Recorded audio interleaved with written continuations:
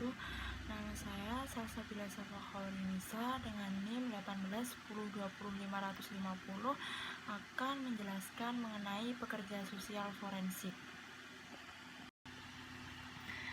Yang pertama, saya akan menjelaskan mengenai pengertian dari pekerjaan sosial forensik. Pekerjaan sosial forensik yaitu sebagai pekerja sosial yang berkaitan dengan masalah-masalah yang berhubungan dengan hukum dan sistem hukum. Berdasarkan definisi ini, pekerja sosial forensik berkaitan dengan berbagai jenis litigasi baik pidana maupun perdata, termasuk masalah hak asuh anak, penelantaran anak, pelecehan seksual anak atau remaja, berhadapan dengan hukum, kriminalitas, dan koreksional. Pekerjaan sosial forensik berfokus pada sistem peradilan hukum, mengawasi perilaku kriminal, dan korban-korban mereka merupakan tantangan besar bagi para anggota bidang hukum dan sistem pekerjaan sosial. Dengan demikian, pekerja sosial forensik harus bisa memastikan bahwa klien mereka menerima perawatan yang tepat, bantuan, dan dorongan dalam proses hukum. Selanjutnya yaitu fungsi dari pekerja sosial forensik. Yang pertama, pekerja sosial beraksi di pengadilan sebagai saksi ahli. Yang kedua, pekerja sosial forensik secara sistematis mengevaluasi individu sehingga informasi yang dihasilkan dapat disajikan di pengadilan atau otoritas hukum. Yang ketiga yaitu pekerja sosial forensik menyelidiki kasus di mana tindakan pidana telah terjadi dan mempresentasikan hasil penyelidikan untuk hakim dan otoritas hukum lainnya. Yang keempat yaitu pekerja sosial forensik memberikan rekomendasi kepada pengadilan hukum dan otoritas hukum lainnya tentang cara-cara untuk mengatasi, menghukum, atau merehabilitasi mereka yang terbukti bersalah melakukan kejahatan atau kelalaian dalam tindakan sipil. Yang kelima yaitu pekerja sosial forensik dapat memfasilitasi perintah pengadilan untuk menjatuhi hukum kepada narapidana. Selanjutnya yang keenam yaitu pekerja sosial forensik harus menjaga dengan hubungan klien mereka sendiri dengan menjunjung tinggi kepercayaan dan prinsip-prinsip etika mereka.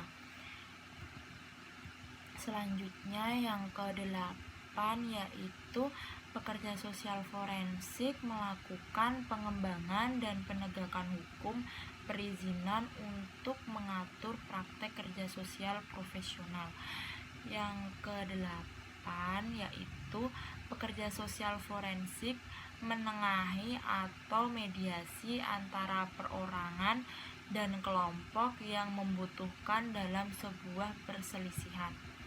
Yang terakhir yaitu yang kesembilan yaitu pekerja sosial forensik beraksi tentang standar profesional dan pekerjaan sosial untuk memfasilitasi kasus dari kemungkinan malapraktek atau tingkah laku yang tidak pantas. Selanjutnya yaitu tugas dari pekerjaan sosial forensik. Yang pertama, penerimaan tugas ini melibatkan membangun hubungan, membangun kepercayaan, dan menciptakan lingkungan yang aman secara psikologis di mana untuk menyelesaikan tugas-tugas lainnya. Yang kedua yaitu refleksi. Tujuan dari tugas ini, pekerja sosial bersama dengan klien dan masyarakat adalah untuk merefleksikan prinsip-prinsip pokok yang akan membentuk proses pembangunan kembali dengan melihat bagaimanakah keadaan kesehatan klien dan konsepsi masyarakat dari trauma. Yang ketiga yaitu framing atau pembingkaian. Tugas ini membingkai peristiwa traumatis dalam arti penuh yang masuk akal untuk individu dan masyarakat. Tujuannya adalah untuk mengetahui apa yang terjadi dan sedang terjadi dalam hidup mereka sehingga meminimalisir informasi yang menyimpang tentang peristiwa traumatis dan fakta-fakta seputar peristiwa dapat dikomunikasikan. Yang keempat yaitu edukasi atau mendidik. Dalam konteks model ini, mendidik adalah memberikan pengetahuan yang akan membantu memulihkan kesehatan individu dan komunitas mereka. Mendidik oleh praktis memfasilitasi klien dalam pemulihan dengan memberikan edukasi strategi menghadapi stres. Yang kelima yaitu grieving atau berduka. Trauma menciptakan rasa kerugian yang besar sehingga turut merasakan apa yang terjadi dengan klien dan masyarakat adalah tugas yang sangat berharga. Tugas ini membahas berbagai cara berduka yang secara budaya, agama, dan jenis kelamin dan usia. Selanjutnya yaitu keterampilan yang harus dimiliki oleh pekerja sosial forensik. Yang pertama, negosiasi. Negosiasi ini hubungan klinis antara pekerja sosial dan klien dapat terjadi pertentangan karena sifat permusuhan dari sistem peradilan. Yang kedua yaitu sharing power.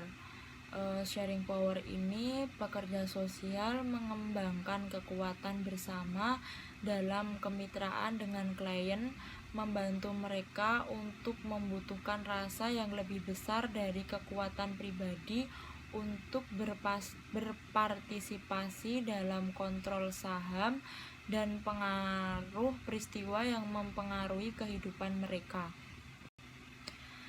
Yang ketiga yaitu role awareness atau kesadaran peran. Pentingnya untuk memiliki pemahaman yang jelas tentang peran seseorang sebagai pekerjaan sosial, terutama jika pekerjaan sosial bukan merupakan karyawan dari sistem hukum, tetapi sumber bantuan untuk klien yang dirujuk oleh sistem hukum.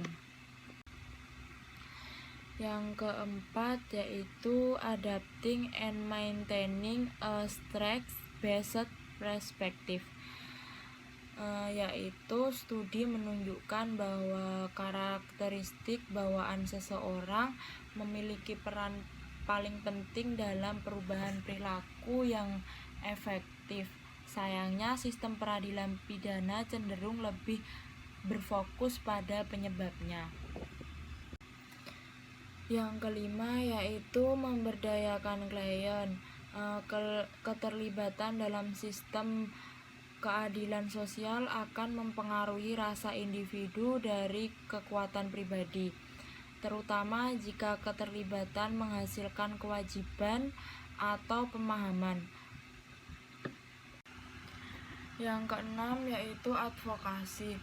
Menandatangani formulir persetujuan dapat dianggap sebagai jenis pelaksanaan dalam pengaturan peradilan pidana. Yang ketujuh yaitu berkomunikasi.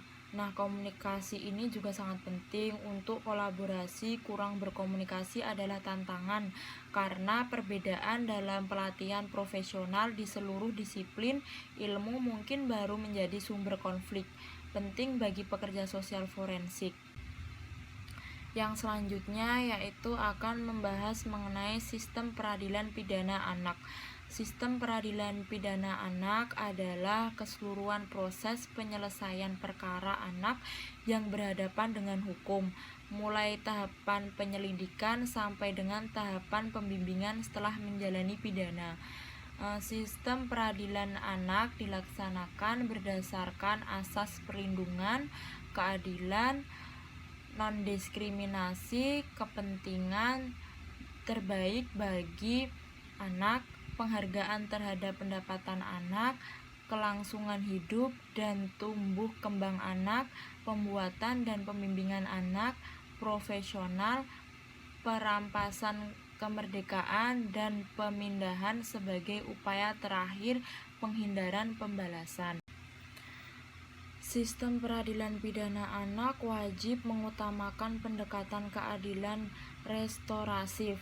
Sistem peradilan pidana anak meliputi penyidikan dan penentuan pidana anak yang dilaksanakan sesuai dengan ketentuan peraturan perundang-undangan kecuali ditentukan lain dalam undang-undang ini. Undang-Undang Nomor 11 Tahun 2012 tentang Sistem Peradilan Pidana Anak. Undang-undang ini dilaksanakan untuk melindungi kepentingan anak berdasarkan asas 1.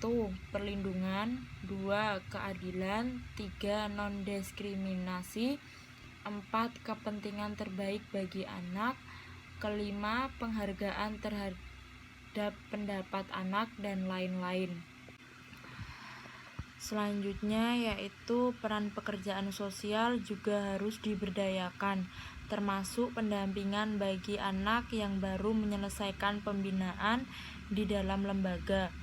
Karena dalam UU SPPA tentang ketentuan pekerjaan sosial dari Kementerian Sosial yang bertugas membimbing, membantu, dan mengawasi anak yang berdasarkan putusan pengadilan dijatuhi pidana bersyarat, pidana pengawasan, dan pidana denda diserahkan kepada negara dan harus mengikuti latihan kerja atau anak yang memperoleh pembebasan bersyarat dari LPKA dan LPAS. Pekerja sosial juga bertugas membantu dan mengawasi anak yang berkonflik dengan hukum yang berdasarkan putusan pengadilan diserahkan kepada Kementerian Sosial dalam lembaga LPKS. Untuk mengikuti pendidikan dan pelatihan kerja, peran penegakan hukum, Kementerian Hukum dan HAM, serta peran Kementerian Sosial saling berkoordinasi dan jelas fungsi dan tugasnya dengan tepat sesuai amanat UU, sehingga tidak ada lagi penelantaran terhadap anak.